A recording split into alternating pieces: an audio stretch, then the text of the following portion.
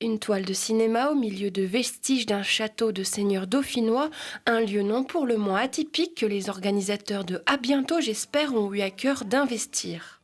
En fait, on a décidé dès le début de À bientôt j'espère d'aller dans des lieux qui en fait ne sont pas des lieux culturels ou qui n'accueillent pas du cinéma ou des spectacles. Et pour nous, c'était hyper important d'aller là où les gens vivent, là où les gens travaillent, parce que en fait, on attend toujours dans l'offre culturelle que le public vienne à nous.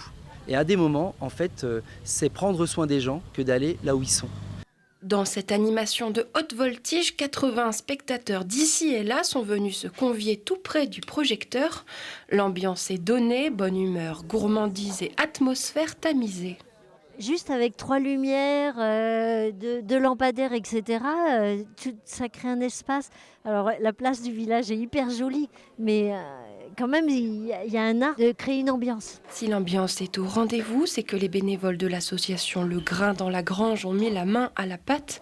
Une préparation qui mijote depuis plusieurs semaines pour créer une soirée sur mesure. Ils sont venus avec une présélection d'une vingtaine de films et on a fait 3 séances de visionnage. Ensuite, il y a eu une 4e séance dans laquelle nous avons discuté du programme. Ça a pris toute la soirée. Et ensuite, la discussion pour mettre ça dans l'ordre et pour choisir un peu une thématique et un fil conducteur. C'était très très bien. Ouais.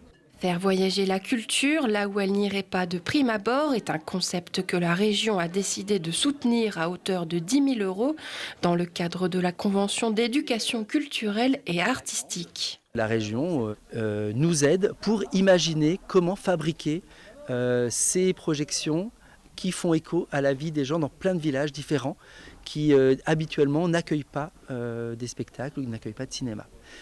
Ce concept séduit tellement que l'agenda de À bientôt j'espère est chargé.